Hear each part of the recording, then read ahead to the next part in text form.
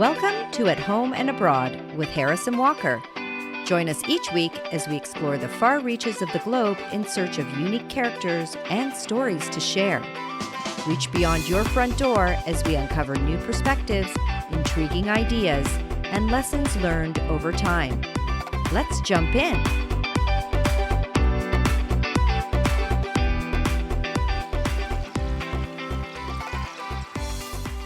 In 2021, Martha May Ophelia Moon Tucker, a great-grandmother of 18 and an active participant in the struggle for civil rights, finally had the opportunity to enter a bridal boutique and try on a wedding gown. She was 94. Wow. A young bride in 1952, she was not permitted to shop in bridal stores in Alabama due to the racial segregation laws of the time and place. Instead, Martha May Ophelia Moon Tucker married her husband in a navy blue dress purchased for her by the white woman she worked for. She still dreamed of wearing a wedding dress, though, and nearly 7 decades later, her granddaughter, Angela Strozier, made this dream a reality. According to her granddaughter, Tucker was overwhelmed with happiness. Oh, I love that I know. story. Sometimes it's just the small things in life that bring us the greatest joy. But this really is not a small thing, is it? No, it isn't. It's a matter of privilege. Not everyone is afforded the same opportunities, that's for sure. Yeah, not at all. And the right to marry is not afforded equally in all parts of the world or to all people. That is sad, but true. Yeah. Of course, many people these days are choosing not to marry too. Someone I know the other day said to me, "Do people still get married?" Suggesting essentially, what's the point? Yeah, well, the institution of marriage is just not regarded the same way anymore. According to Joseph Chamey in his article, The End of Marriage in America, marriage in America is at historic low levels, the lowest since 1867 when the U.S. just started keeping marriage records. Wow, I had no idea. And the reason? Well, there are a lot of reasons, Walker, probably too many to cover here. But just think, there have been so many societal changes that just don't favor traditional marriage anymore. There's a greater number of educated women who now value and prioritize their careers. And there have been changing attitudes toward having to be married to have kids. Right. Also, formal religion has taken a bit of a beating lately, so fewer people are feeling the need to adhere to a religious requirement for marriage. And then there are just those people who don't agree with the whole concept. But this is just scratching the surface on the list of contributing factors. It's complicated. It is complicated. There are people, though, who still choose to marry. Megan Luscombe, who's a certified life and relationship coach, believes that marriage provides an element of emotional security to those who view the symbolism of marriage as more permanent. And she states that while in the past people married for many reasons, today it's primarily for love. Ah, yes, love. And the wedding is a public celebration of that union. That Yeah, love. exactly. It is. I think there's always been some glamour associated, though, with the big, expensive wedding. Right. But it seems in recent years, more and more people question whether it's worth it, especially if you and your partner are paying for it by yourself. Right. The wedding is fabulous, but they're pricey. Yep. Now, many of my friends who chose to get married in their 30s and 40s paid for their own weddings. They weren't necessarily inexpensive affairs, but they were mostly smaller, more personal events. Yeah. And these are prime home buying years, Walker. They are. Right? You would have to weigh having a big wedding versus putting a down payment on a new house. Or what if you would just rather travel the world? Having a wedding just might not factor as largely in the priorities of young people these days. Maybe, but a wedding doesn't have to be expensive, though, does it? No. It can be smaller and simply more thoughtful and meaningful for the ones tying the knot. Yeah, but large or small, weddings are like putting on a production. There's a lot to consider. And of course, the bride's wedding dress plays a central role. Did you ever see the show Say Yes to the Dress? I think I may have seen an episode or two. There's so many wedding and bridal themed shows out there these days. I know, I can't keep track. Now, I know that in China, red wedding dresses symbolize happiness, and they're kind of a nod to heritage. But do you know why the white wedding dress became such a thing in Western culture? Tell me, Harris. All right, I will. According to the Knot, Queen Victoria kicked it all off in 1840. The white wedding dress came to be recognized as a symbol of purity. And before 1840? Well, women just wore the best dress they owned, a special occasion dress. It doesn't have to be a dress, though, does it? Some wear pantsuit. Yeah, and I've seen some gorgeous wedding pantsuits. But if they do opt for a dress, not everyone buys a new one either. Some wear a dress that was, has been passed down through their family, often reinvented or modernized with the help of a talented seamstress, or they can rent one. Yep. But many brides are still opting to buy new, I hear. Of 12,000 couples who married last year and participated in the Not Real Wedding study, 98% of those surveyed chose to wear a dress, and 93% chose to wear a new dress for their big day. Oh. And the average cost? Yeah. $1,900 US. Okay. Well, that's pretty steep. To help us better understand the phenomenon of the wedding dress, we are excited to introduce Jacqueline Au, the founder and creative director of The Loft Bridal, an award-winning luxury bridal destination in Hong Kong. Her work and The Loft have been featured in Vogue, Harper's Bazaar, Monocle, and several other acclaimed international publications. Welcome to At Home and Abroad, Jacqueline. Hi guys, it's great to be on this podcast. A bit surreal for me, but it's great to speak to you all.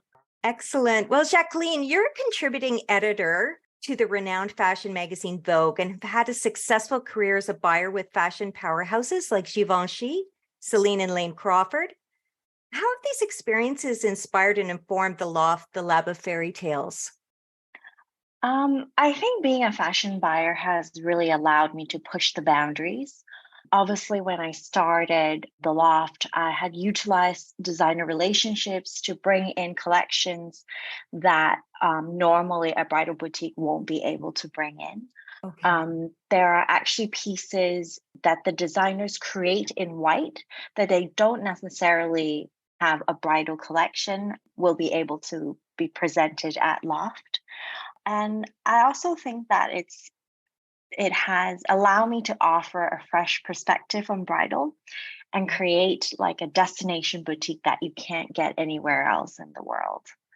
I think if you have had the experience of searching for a gown, the bridal business is kind of like a dinosaur. It never actually got updated. So you probably go in and there are all these very classic looks, but we have evolved. So I felt that as a buyer who has seen, trends and been doing luxury buying for so long, that I could bring that perspective to bridal. Well, I got married just a little bit more than 20 years ago, and I remember it being exactly like that then. Yeah. It's just rack after rack after rack of white gowns, and they all sort of blurred into one another, and it wasn't really the nicest experience. So this is really refreshing to know that you've taken a new take on this experience. Yeah. And for us, we're not about, putting as many products as possible in front of your eyes, which is what a Right. lot of, bridal boutiques do. You kind of feel like you go into a supermarket, like looking for that one gown. Exactly. But we are being that, expert and trying to help create a wardrobe that speaks to the vision of their wedding day. Right. And I feel like my experience as a buyer and as an editor will allow me to do that, make that edit before the customer come in. Right. You have that skill already. Yeah. Yeah. Wow. Well, the tradition of the wedding gown and even the search for the gown itself remains a strong tradition today, even crossing cultural boundaries. Why do you think this is? What is it about the power of the wedding gown? I think obviously this is like the first monumental milestone in a woman's or in a man's life, other than going to college. But you don't actually celebrate going to, you do celebrate graduating from college with a ceremonial gown. But a wedding gown, it's that one thing that creates the moment. I mean, we have brides coming in, they try on this piece of clothing and they cry, or they feel like, oh my God, I have not seen, this is like the most beautiful version of myself.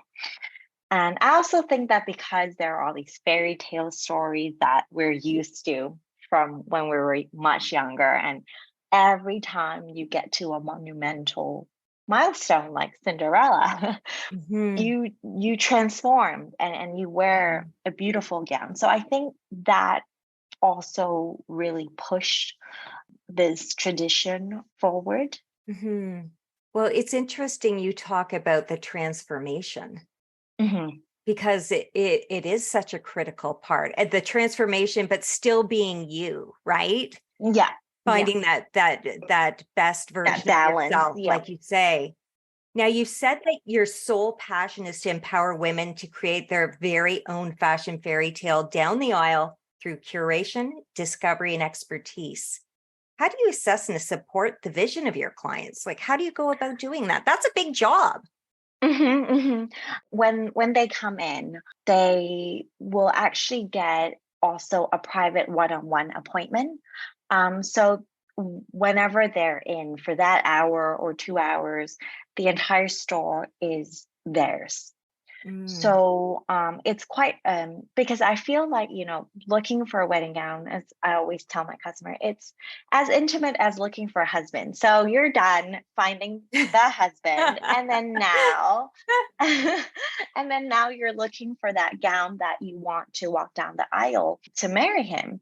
So a lot of the times, a lot of brides like to bring a huge entourage, and Mhm. we usually want to kind of stop that, just because it's more like a journey. So if you Mhm. have a lot of voices telling you, no, I don't think that looks good on you, whereas she actually maybe really really liked that gown, so she felt like kind of muted during that time, then we will actually take her into the fitting room, because we do help her wear the gowns. So we'll take her in and kind of calm her down, and we're like, if you want to come back alone, we Mhm. can accommodate that too. Wow. So you're helping her navigate through the process and sort of Yes. find her inner self through this Yeah, process as well, and correct. sort of quiet the voices literally around her. Yes, yes. But we also try to understand, her what her ceremony is, the dates. For example, if you're getting married in Tuscany in the summer in a chateau, versus you're getting a winter wedding in Ireland in a castle, or you're going to Phuket in a beach. Right. Even though you're the same person, you will have very different choices because of the weather, because of the setting, and whatnot. So we kind of help iron out concerns, talk her through the process.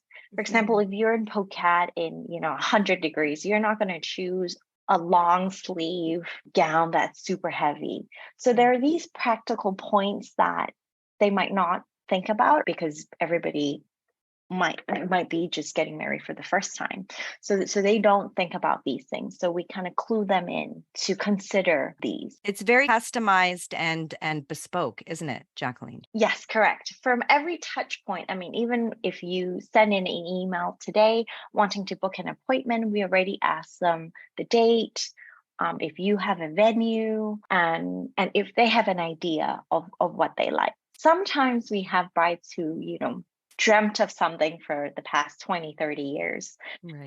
and wanted to come in, and sometimes they try on that dress and they don't love it.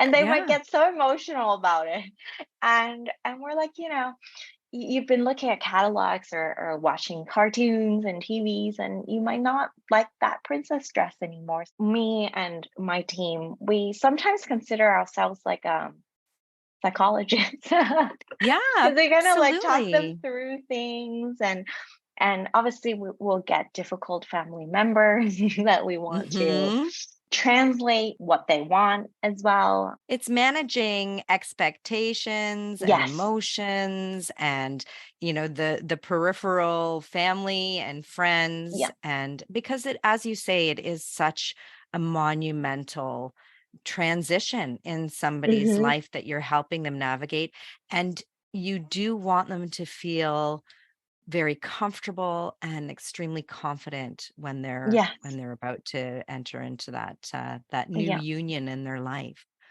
So I wanted to talk a little bit Hmm. more about the collections that you bring in, Hmm. because you feature both very well established wedding gown designers as well as rising stars. Yeah. Why do you think it's important to have such a versatile bridal collection? I think because bridal or in general, fashion is a very personal choice. We in general have a vision of, for me, it's a more fashion forward and design led boutique.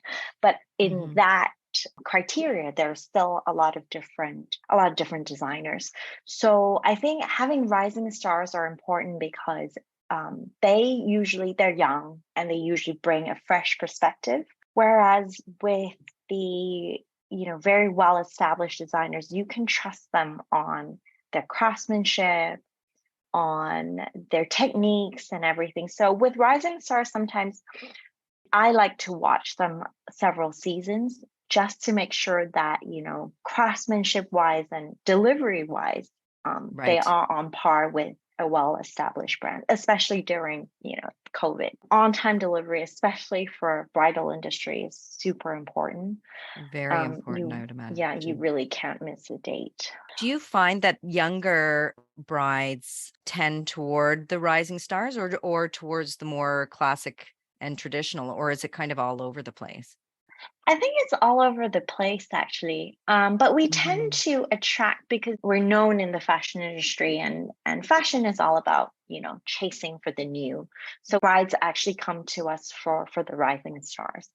Right. But then there are also a type of brides who only trust, the craftsmanship of a more established brand. Then we Mhm. will show them different pieces. But nowadays, weddings are not just one day. Sometimes, if a destination Right. wedding is like throughout the weekend. So Mhm. some brides might go for a very well established brand for the main gown, like the most important one, but then go Mhm. for some after party dresses for rising stars because they're more fun. Right. And you Yeah. can help them with all of that. So if you do have a 3 or 4 day event, you can supply their fashion needs for the duration. Yes, correct. And we also have Okay. accessories. So Oh, during the great. appointment, we can show them how it could be styled. We could show them, like, oh, you could do your hair like this, and then there's this veil, which works really well with this gown. If you don't want to go for a veil, you can go for these hair accessories. Although it's quite a curated collection, we do have a full range of categories that the brides can explore. So it's really from start to finish. A Mm. bride entering into the loft is not going to want for anything. You and your staff will be there to Yes. answer any of those outstanding questions because not all of us, including myself, knows what is best in terms of my hair and my accessories. I might have some instincts about the gown, but you really do need that support to Yeah. create that full picture. Yeah, and we're also the more objective party, I think. Hmm. Hmm. Because I think with friends or with, family, sometimes they're quite emotional or quite subjective that, especially with moms, they've seen their daughter this way and in this Mm. light. And so they can't really, jump out of that and see her Hmm. in another light maybe. So we'll have to kind of help her through it, and because of our expertise, our brides really trust us. And sometimes people may be not inclined to maybe tell the bride the truth too. There may be some Hmm. apprehension that there may be Yes. better options for her, Hmm. and family members may not, be so readily interested in Comfortable. doing so or comfortable to do so. Hmm. Yes, yes. So we're as honest as we can be. I mean, we can't be like so brutally honest, but we are, as a business, we're super honest actually. It's an important milestone. So we Hmm. don't want to, because we want to make a sale and just sell her something that we don't actually think looks good on her. I Um think we need more honesty in this mm. world. I think that's a huge part of Yeah. the service. Now, in terms of your availability, how Mhm. far out does a bride need to reach out in order to, make that first appointment and get the ball rolling? For the weekend slots, they're a little bit tighter. I would Okay. say about 3 weeks to a month. Okay. Um, but then for weekday slots, we are a lot more flexible. So they Yeah. can really plan ahead and make those arrangements and make sure that they have Yes. the advantage of your expertise. Yeah. We actually have a lot of brides who travel from abroad to come to see us pre-COVID, and then now that Hong Kong has opened last month, we have Thais, we have Americans, we have Yeah. Filipino. So we're very excited, and a lot of times they were like, we followed you for 3 years and we couldn't come to Hong Kong, and now that the borders are open, we're just coming here. So we're super grateful to have that support. My husband and my son are actually in Hong Kong right now. Oh, And okay. yeah, and they said, it's almost like the city is breathing fresh air, because Yeah, it's been some time since people from abroad have been able to come and shop and just experience the life there. It's just a beautiful, beautiful place. So the 3 years of COVID kind of become a blur. it's like waking up from a nightmare. The Yeah, world is still waking up and probably will be for some for time. some But time. Yeah. regardless, the Hmm. loft was established just over 5 years ago. And Yeah. in this fairly short amount of time, you've managed to establish an incredible reputation as a leader in the field of luxury bridal fashion. And you've captured the attention of many international fashion publications. So you've accomplished what it would take years for other boutiques to accomplish in such a short amount of time and in spite of COVID. So, Mm. what do you attribute your rapid success to? I think what I did is so different from what the bridal world has been offering. And even though during COVID, there were times that I was like, am I really doing the right thing? Because being an entrepreneur is like one day it's great, and then the next you feel like you're falling off the cliff. But I I know that also feeling feel well. but I also feel that, I have a very strong support system, so that my family and a few of my friends, they're, always really believing in my vision and telling me that I should believe in it.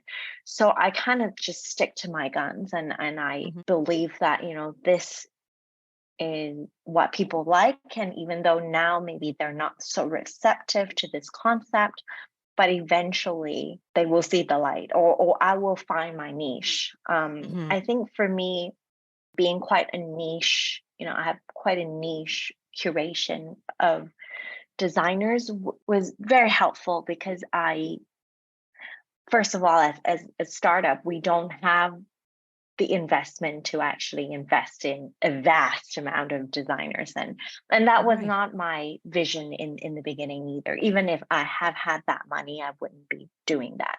So I kind of stick to that, and I think, publications like to talk about a great story. Mhm. And we do have the ingredients for a good story. So, and publications also help me formulate my story, because in the very beginning, it wasn't always about, this being created by a fashion buyer, because I've been a buyer for 10, 15 years, and I've met buyers, and I didn't think it was a cool job. I just think, this is a job that I love, and everyone around me was doing the same thing, so I didn't think it was cool until I meet a few publications like Harper's Bazaar. They only want to talk about the fact that I was a buyer and this is a buyer concept, and several of the other magazines as well. Then I realized, oh, actually, this is my selling point, Yeah. that I thought was, so normal, but this is actually my selling point. So then I started, not rebrand, but I kind of, Highlighting that fact. yeah, Hmm. exactly. So I think press helped, and obviously I was very lucky that they noticed me in the beginning, and then they Mhm. kind of helped me build a more convincing, a more appealing story. I mean, even we were just saying before we started the interview, Mhm. how we discovered you, and really your boutique and yourself are well established, I would say, as leaders in the field. And because you are on the leading edge, you are innovative, you are sort of turning the experience of shopping for a wedding gown on its head and in a very, very positive way. So I think that I think you are going to enjoy continued success. Most I hope definitely. so. Yeah, most definitely. My daughter is not quite there yet, but I'll bring her over when she is, because I know she will receive wonderful, wonderful care. Yes, please. Yeah. And anytime if you come to Hong Kong, please email me and I'll love to show you guys around. Oh, Oh, we'd love we that. would love that. We would love that. So thank you so much for chatting with us today, Jacqueline. It was such a pleasure speaking with you and really educational as well. If you would like to learn more about The Loft, you may follow on Instagram at the Loft Bridal or visit the website at www.theloft-bridal.com. Thanks again. Thanks for having me. Jacqueline is exceptional. The wedding industry clearly is alive and thriving. Is it ever? And the United States is said to have the most expensive market in the world. Rarest.org reported, though, that the most expensive weddings in the world didn't actually take place in the United States, but in England and India. And there was one whopper that took place in Dubai in 1981. It was the wedding of Sheikh Mohammed bin Zayed bin Sultan Al Nahyan and Sheikha Salama bin Hamdan Al Nahyan, which cost at the time $100 million, which is approximately just over $310 million in today's money. And one of the most watched weddings, can you guess what it is, Walker? I think I know. Yeah, Lady Di and King Charles tied the knot to the tune of $48 million in 1981. Again in 1981. That was the year of weddings.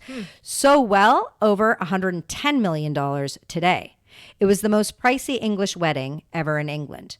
But maybe it was the 27 wedding cakes that had something to do with it. Well, Will and Kate's wedding, which cost $32 million in 2011, seems like a real bargain now. It does. But while we're talking about the biggest but not necessarily the best, let's talk about the longest bridal dress train. Any idea who claims this title? Was it Lady Di's?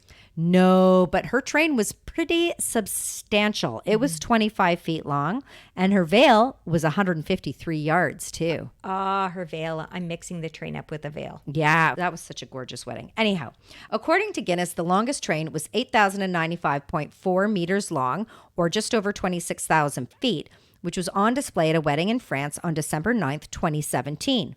Donated lace was sewn together by 15 volunteers over the course of 2 months. Wow, that's a serious tripping hazard. I know. I've got one for you now, though.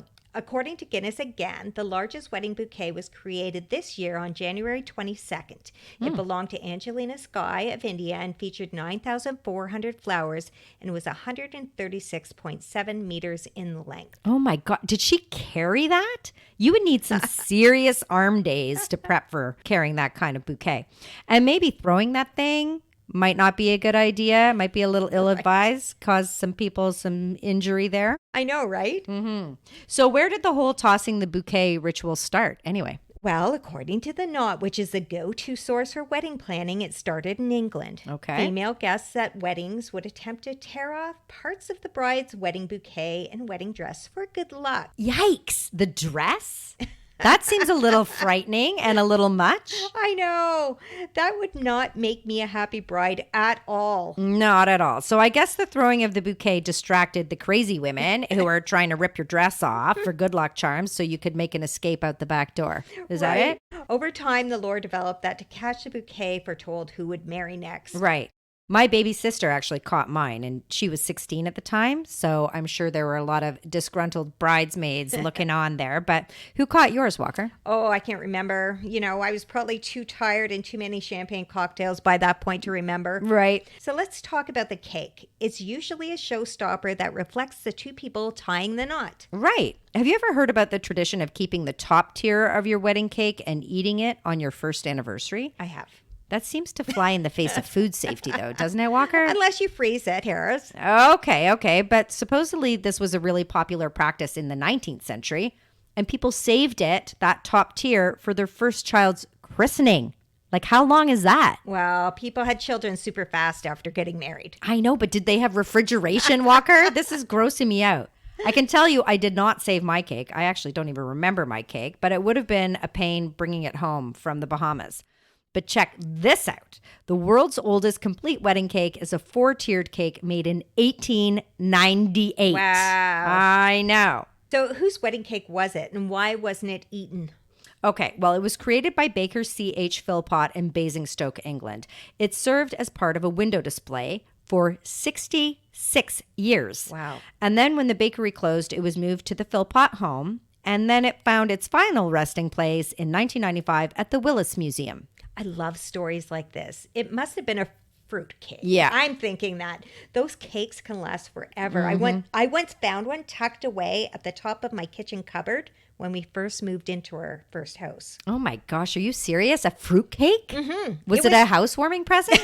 It was huge as well. It was wrapped up in a bag at the top of our cupboard. I think they just forgot about it. Did you eat it? No. Although fruit cakes aren't popular today, they were the traditional choice for cakes for a long time. Now, when I got married, we ordered a fruit cake. The cake maker told me that for every 100 cakes they make, only one request is made for a fruit cake. Is it the fruitcakes who request the fruitcakes? I think so. I think so. Okay, maybe. Apparently, the world's oldest cake has some tremendous staying power, which I think is frankly somewhat frightening. Even though it's discolored, over the years, it only has gotten one crack in the icing, which was caused by a bomb strike in the town of Basingstoke in 1940 during World War II. Apparently, it was found to be still moist inside when it was donated to the museum in 1995. This is triggering my gag reflex, Walker. So did they have to do anything to ensure preservation going forward? Yeah, they apparently needed to dry the cake to keep it from getting fragile. So they did that with silica gel. So it's no longer a tasty snack. And then it was strengthened with a substance like glue, which was injected into the cake.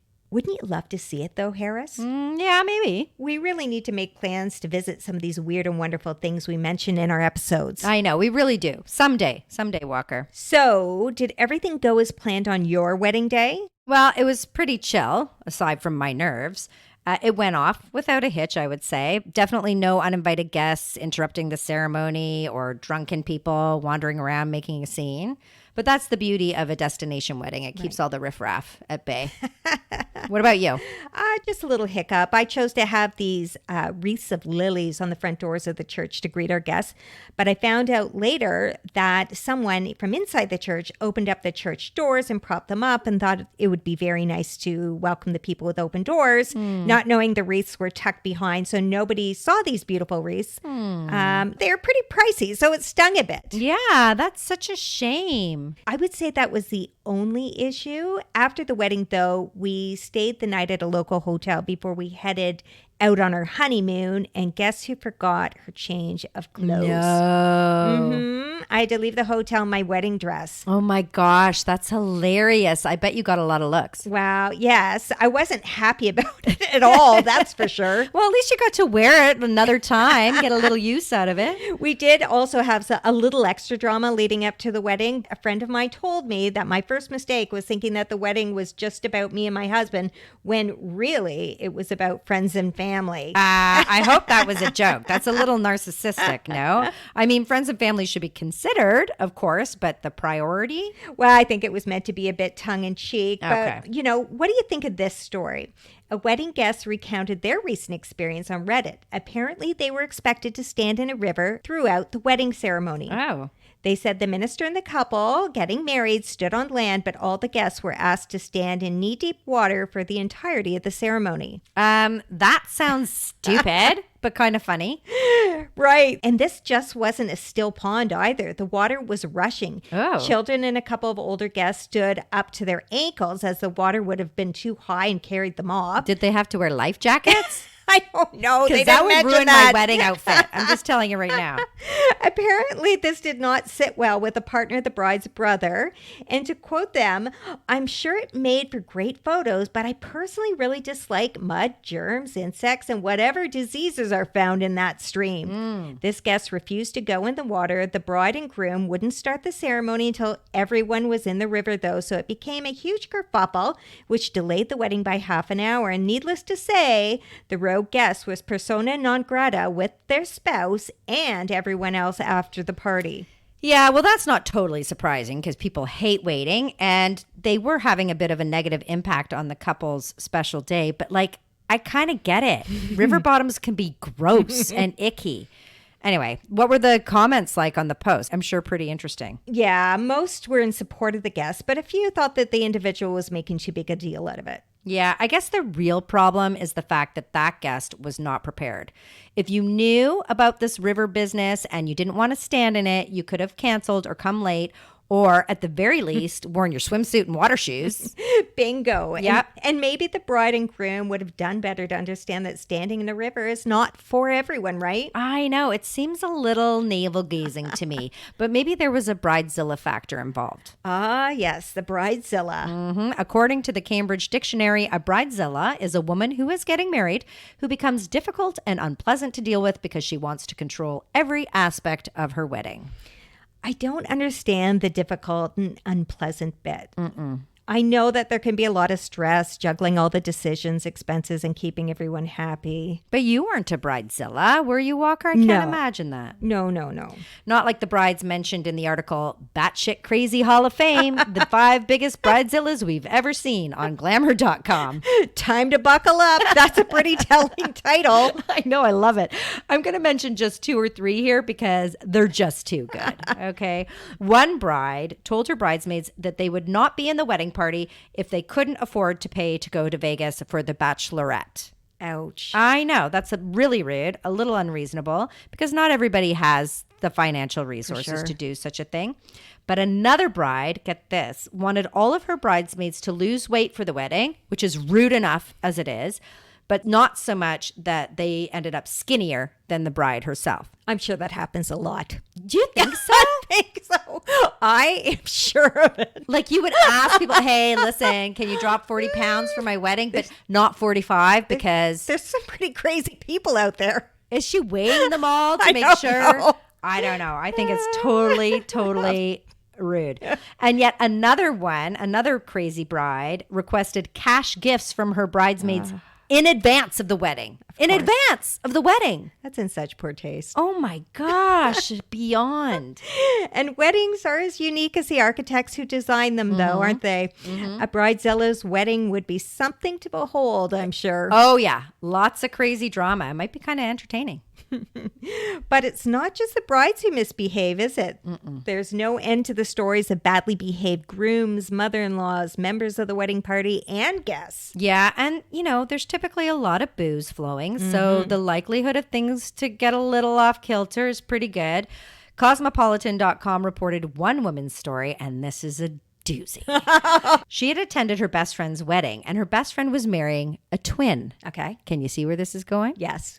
After a few drinks, the woman started making out with the groom's twin.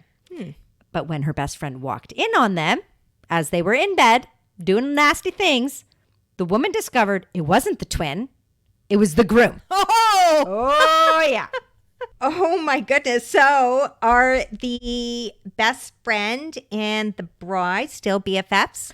No, it did not end well. However, the two who were caught in bed, so the BFF and the groom, were engaged to be married at the time of this article in 2017. No. Yeah. The original bride cannot be happy about that. I wonder if she made a guest appearance at their wedding. Oh, I hope so.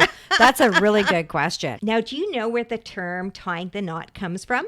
Yeah, I think I've actually seen it, like in a documentary or something. It's the tying of the hands of the bride and groom to symbolize the commitment that the couple shares. Okay. So would you consider yourself to be a traditionalist when it comes to wedding ceremonies, Walker? I think I can guess, but... I do consider myself quite a traditionalist when it comes to weddings. I did the whole thing, something old, something new, something borrowed, something blue, and I would never wear white to someone else's wedding. Right. Whether it's old-fashioned or not, I'm careful not to rain on someone else's parade, and it's not my day when I've been invited as a guest, so I feel it's important not to offend or show up the wedding couple. Yeah. What about you? Well, I'm a bit of a mix. I did do the whole old, new, borrowed blue thing too, but ask me if I remember what those things were. Right. I don't either. Not a clue. We stayed pretty close to tradition, though, in our own wedding, despite being married on a beach. But I really think it's all about the vows and less about the trappings or the setting of the ceremony. Now, I kept my dress, but not properly boxed, just in a bag, and I'm sure it's yellow in poor condition. I haven't looked at it in 21 years. Did you keep yours? I did, and I actually had it adjusted a couple of years ago to go to a wedding dress party where all the gals wore their wedding dresses. Yeah. I don't think the guys had to wear their wedding suits, but that was probably a good thing.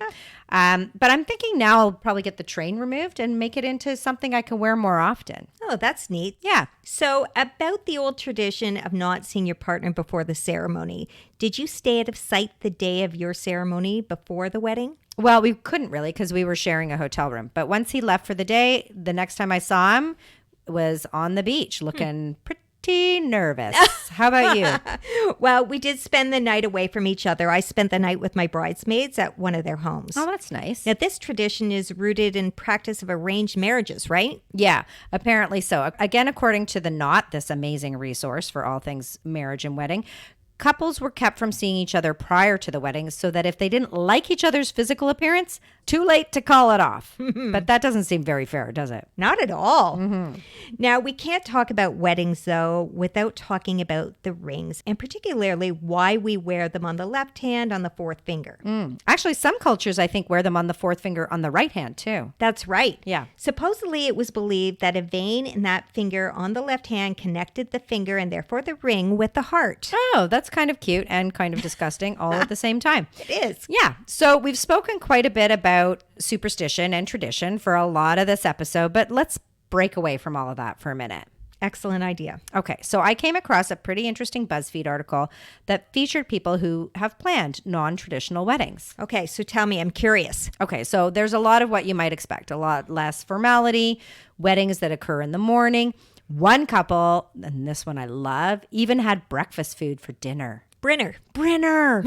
Who doesn't love Brinner? And there's a lot of backyard and barn weddings. Barbecues are also very popular. A lot more casual ceremonies, and that makes it maybe a little bit more affordable as well. Right, and so lovely to be surrounded by nature. Yeah, unless you're standing in a river. Yeah. Right? But this is one I think you're going to really love, Walker, and maybe Okay. you're going to regret not doing your own wedding this way. So what about being married by a wizard and cutting your cake? Cutting my cake with what? A sword. How do you like Whoa, that, Walker? Do you like that? That's different. Do you think David would like that? No. Or what about a Halloween-themed wedding? Ooh, easy to plan your outfit for that one. You just pull out last year's costume. Exactly. No need to buy a dress or shoes or any of that. Yeah, don't go to any trouble or expense. One person went so far as to recreate their first date for their wedding, which involved going to a Mexican restaurant followed by karaoke. And that sounds like a really fun wedding to me. And creative. And creative. But of course, some of the wildest stories come out of where else? The wedding chapels of Vegas. Of course. Yep. Getting married in Vegas is a thing, and it has been for so long. Some people just prank their families by pretending to have a shotgun wedding, but a lot do plan their nuptials there in Sin City. A lot of last minutes and remarriages, but they're all definitely memorable. I came across one story retold by Lillian from the Little Vegas Chapel who recounted that they had a guy who got married to his iPhone. Really? Yeah, he wanted to prove a point apparently that, people are really addicted to technology. So he had this whole ceremony with his iPhone. Lots of press showed up. But of course, it was more symbolic than being legitimate. Okay. Right? I wonder if their cell phone provider was the best man. Please. Well, for some people, the idea of eloping together and getting married without the typical hoopla of a wedding is very appealing. I know. I tried to elope, but it was a big fail. According to a 2023 Newsweek article, a Kansas jewelry shop surveyed 1,000 engaged couples in the U.S., and 62% of those surveyed said they would consider eloping. And the main reason? The cost. I could see that. Yeah. There were other reasons, of course, as well. Like, what if your family hates your finally and forever? So why did you want to elope? Your parents love Greg. I know. Well, we just didn't really want the whole hubbub. Greg is an introvert, and believe it or not, at that time, I was not keen on the spotlight either. And of course, the cost. We were just starting out in life, and we couldn't afford a big wedding, and we just weren't very churchy. Well, before we tie the knot on this episode, I have to know what your wedding song was. Okay, well, we didn't do the formal after party and the first dance thing, but our good friend Darren filmed the wedding, and set it to Green Day's Time of Your Life. That became our song. What about you? Etta James at Last. Aw, that's a classic. Very romantic. It is. My husband was almost 40 when we got married, and I was 32, so everyone thought it was quite appropriate. At last! So do you want to hum us a little to wrap this episode up, Walker? Put a champagne cork in it there, Harris. Forget it. Thank you for joining us at Home and Abroad with your host, Harrison Walker. If you enjoyed this episode, we would really appreciate it if you would rate and review our show. It helps us grow and expand our reach. Subscribe to follow us each week as we continue the conversation. You can also say hi to us on Instagram at Harrison Walker. We would love to hear from you.